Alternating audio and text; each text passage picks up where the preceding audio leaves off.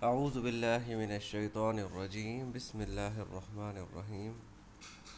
سورۃ البقرہ کی آیت نمبر 33 تک ہو چکے تھے اور اب 34 پڑھتے ہیں ہم۔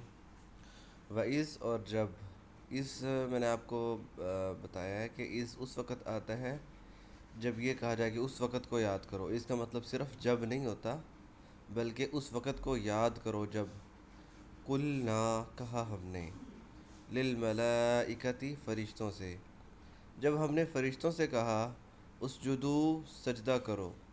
سجدہ یسجدو سجدہ کرنا، اور تسجدو تم سجدہ کرتے ہو یا کرو گے، اور تسجدو سے صیغہ امر بنائیں گے تو اسجد، تو اسجدو سجدہ کرو لی آدم آدم کو، فاب کا مطلب پس، سجدو انہوں نے سجدہ کیا، الا سوائے اس کے، ابلیس ابلیس کے، سوائے ابلیس کے۔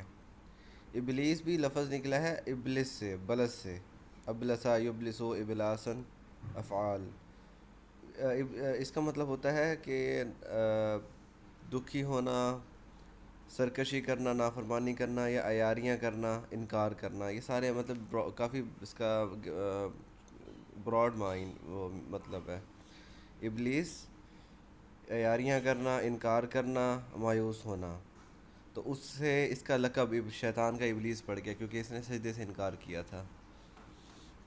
تو جب ہم نے فرشتوں سے کہا کہ سجدہ کرو آدم کو، تو سب نے سجدہ کیا سوائے ابلیس کے، ابا اس نے انکار کیا، اور استکبرا، وستکبرا یہ بھی باب استفعال سے ہے، اس کا مطلب ہوتا ہے تکبر کرنا، کبر، تکبر۔ اس نے انکار کیا اور تکبر کیا، وکان اور ہو گیا، من الکافرین کافروں میں سے۔ اب اس میں کچھ باتیں وضاحت طلب ہے۔ سب سے پہلے تو آدم علیہ السلام کو سجدہ کرنے کا کیوں کہا گیا، فرشتوں کو یعنی آدم علیہ السلام کو سجدہ کریں؟ اس میں کوئی یہ نہیں تھا کہ آدم علیہ السلام کو کوئی فضیلت حاصل تھی، فرشتوں کو کوئی ڈاؤن گریڈ کرنا تھا، بلکہ اللہ کا حکم تھا یہ۔ اور جب بھی ہمیں کوئی اپنے سے نیچے اس کی اطاعت کا کہا جاتا ہے نا، اپنے سے نچلے لوگوں کی، تو یہ ہمارے نفس بڑا شاک گزرتا ہے۔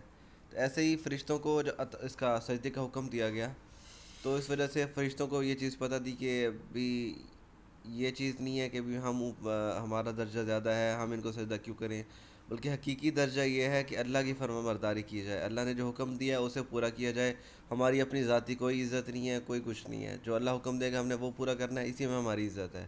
اس وجہ سے فرشتوں نے سجدہ کر دیا، لیکن ابلیس نے نہیں کیا۔ اب یہاں پہ نا کچھ لوگوں کے ذہن میں یہ سوال آ سکتا ہے کہ فرشتے تو ایسے ہوتے ہیں جو انکار کرتے ہی نہیں ہیں، جنہیں جو حکم دیا جائے وہ حکم پورا کرتے ہیں، وہ نافرمانی کرتے ہی نہیں ہیں، اسی وجہ سے تو ان کو فرشتہ کہا جاتا ہے۔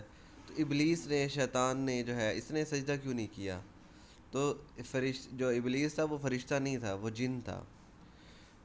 صرف حکم فرشتوں کو نہیں دیا گیا تھا بلکہ فرشتے اور اس سے نچلی جتنی بھی مخلوق تھی نچلے درجے کی، اس وقت تو سب سے اونچے درجے کی، بلند درجے کی مخلوق تو فرشتے تھے نا۔ جب فرشتوں کو حکم دے دیا گیا سجدہ کرنے کا، تو سب کو، اس سے نچلے جتنے بھی وہ تھی جاندار تھے، ان سب کو سجدے کا حکم ہو گیا۔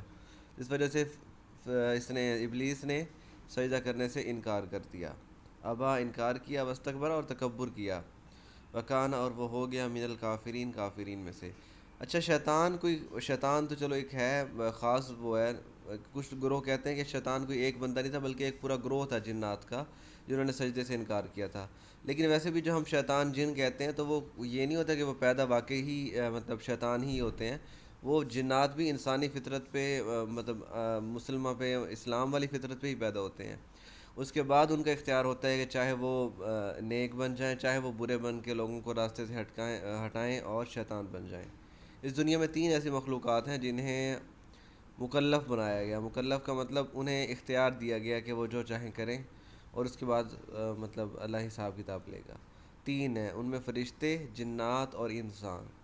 تو جنات اور انسان تو دونوں ہی فرشتے، چونکہ اس کا مجھے نہیں پتہ کہ وہ اپنی مرضی سے انہوں نے اللہ کی فرما برداری اختیار کی ہوئی ہے اور وہ جرات نہیں کرتے اس چیز کی۔ انسان اور جنات ایسے ہیں جو مطلب نافرمانی کرتے ہیں، جنہیں پیدا تو اسلامی فطرت پہ کیا گیا، اس کے باوجود وہ اپنی مرضی اختیار کر کے، نافرمانی کر کے کفر کی راہ اختیار کرتے ہیں۔ وکان من الکافرین اور وہ کافروں میں سے ہو گیا۔